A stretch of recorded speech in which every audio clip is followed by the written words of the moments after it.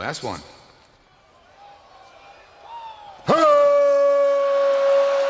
Like this video, subscribe, and turn on notifications. And once you're done, leave a comment saying that I subscribed, and you will be replied to. We'll be doing as many as we can. 2017 saw some seriously awful moments. Like, just try explaining some of the stuff I'm about to explain to you. I genuinely wish you the best of luck. I'm D-Wicket, and these are the 10 most shockingly awful WWE moments this year had to offer. This year being 2017. I'm moving on. Number 10, the Superstar Shakeup. The WWE draft made it pretty clear in the summer of 2016 that the leaders of each brand had a lot of investment in the choices they made. Stephanie and Mick picked guys like Seth Rollins, Finn Balor, and Charlotte for very specific reasons, and storylines like the Sami Zayn Mick Foley angle helped reinforce that they really have investment in these characters. So why the hell would WWE take away all of that continuity and just throw superstars around without any rhyme or reason? That's ridiculous. Why are Dean Ambrose and Miz on Raw? What sent the New Day over to SmackDown? I mean, you can say that they were behind the scenes trades, but we all know that's bullshit. And aside from Jason Jordan, I don't think anyone on the entire roster came up with any real reason for being drafted. Vincent Kennedy McMahon, in his own fashion, announced we're going to have a superstar shakeup. Number 9, Jinder Mahal's WWE Championship reign. I still can't even say it without laughing.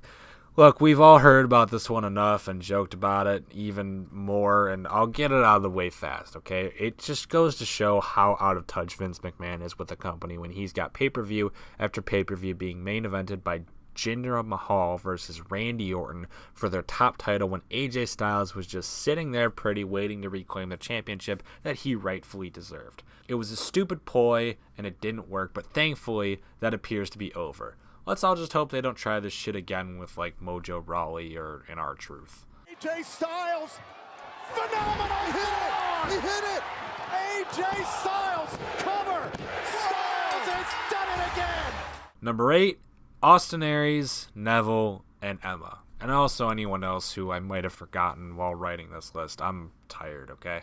Plenty of WWE talent get wasted every single year, and that's a damn shame. But what's even worse is when these wrestlers are put into positions so bad where they legitimately bail out of the company because of it. And while that can't be confirmed for all 3 of these people, it's sort of likely. Austin Aries was the first to do so. He reported with being fine that he was in the Cruiserweight division, but after months of constantly being the only person to fight Neville and constantly being the person to lose to Neville, he decided to bail. There it is! Red Arrow!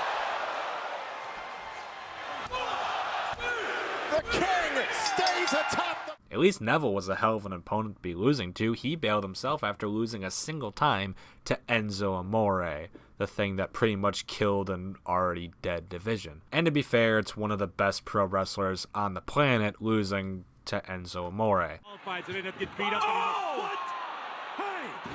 A low blow! The referee didn't see it! The shoulders are down! Enzo Amore!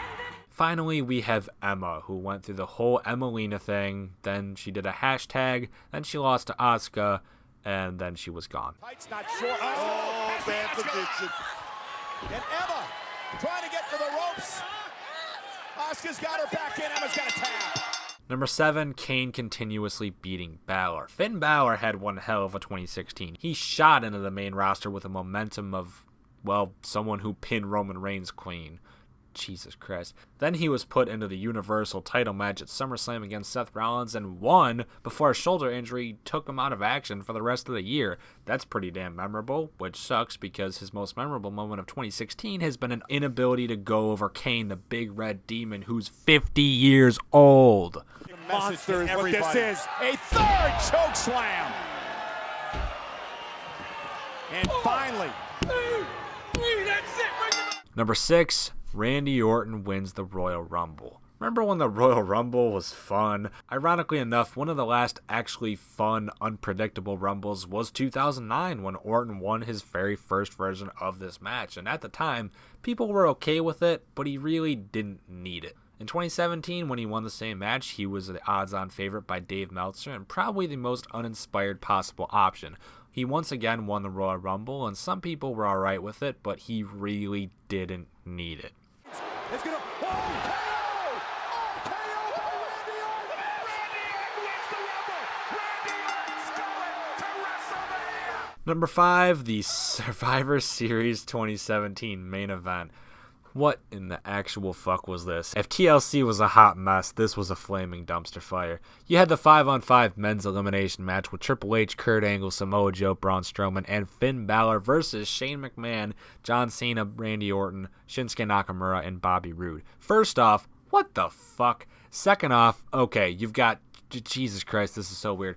Putting aside the fact that 3 of the people in this match are Triple H, Kurt Angle, and Shane McMahon, we've got at least a healthy dose of the future. Shinsuke Nakamura, Bobby Roode, Samoa Joe, Finn Balor. Boom! 4 of the 5 first men eliminated. See ya, bye. What the fuck? Then you've got the ending sequence between Triple H, Kurt Angle, Braun Strowman, and Shane McMahon, and the most contrived, weird as hell possible way to book this angle. They have Triple H help Shane McMahon get the pin on Kurt Angle before having Triple H overtake Braun Strowman to beat Shane McMahon, and then Braun killed Triple H. If the story was supposed to set up the inevitable Triple H versus Kurt Angle match, okay, fine, but instead this story just looks like Triple H wins lol, and then Braun Strowman is a monster. We knew both of these things. I'm confused. Oh my God, oh, that's what it was all about. The cerebral assassin with Elf. No. He wanted to take out Shane himself. Oh, man. Triple H. Braun's not finished with a second. 385 pounds. Number 4, the House of Horrors. What the fuck?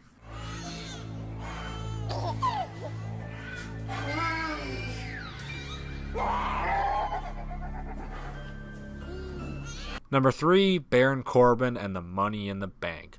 Notice, unlike Randy Orton in the Rumble, I didn't specifically say Baron Corbin winning the Money in the Bank. Despite being literally the worst option out of everyone in that match, I can't say I'm that upset he won the briefcase. Mainly because it wasn't that surprising, but holding the case was just sort of something that fit his character and personality.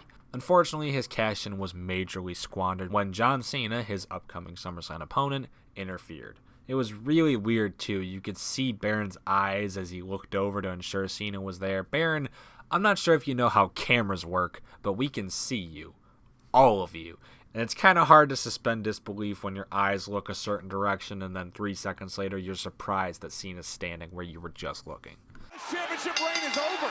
Baron Corbin is about to become the WWE champion. John Cena, wait, cover. Cover by Mahal. No. Jinder Mahal. Number 2, This Is Your Life 2017. In 1999, The Rock and Mick Foley put on one of the best WWE segments of all time, and the single highest rated segment we've ever seen. In 2017, we saw possibly the worst attempt at this segment. The original worked so well because it was a goofy underdog celebrating an unenthused superstar, very much so putting him over in the process. The remake was an unenthused superstar heel making attempts to belittle a childlike underdog, very much making her look awful in the process. This segment was the old day of 2017. Phil, let's just cut to the chase. Everyone here is dying to know, what was it like on your first date? It was boring. And number 1, Kurt Angle's big reveal. When Alexa Bliss was interviewing Bayley's ex-boyfriend, I told myself, there is no way anything this year will manage to be worse than this segment is right now. Nothing could possibly be more cringeworthy and stupidly scripted than this. Not even 2 months later, and WWE had managed to out-dumbfuck themselves with the weirdest reveal I've ever seen in my life. Jason Jordan was announced to be coming over to the Raw brand, splitting up American Alpha, and then it was announced immediately after that he was Kurt Angle's true son. Not even in the 90s, when kayfabe was still somewhat relevant, did people believe this kind of shit. And in 2017, WWE wants to try telling us that these two are long-lost father and son. Whatever happened to just letting a guy win some matches to push him? God damn. Also, just as a side note, if you were really going to try this stupid convoluted story and try to make people believe that Kurt Angle had a son that just so happened to end up working in the same company all of these years later, why not go for someone who actually kind of looks like him, actually wrestles like him, shares similar moves, attributes, and was even a goddamn Olympic wrestler himself? Literally, the other half of American Alpha, Chad Gable, if you had just announced that he had an illegitimate son and not said a name, everyone could have guessed that it was Chad Gable. It actually makes fucking sense. I'm gonna lose my goddamn mind. Moral of the story, he's black. Of course it's not his son. My son, you may know him as Jason Jordan.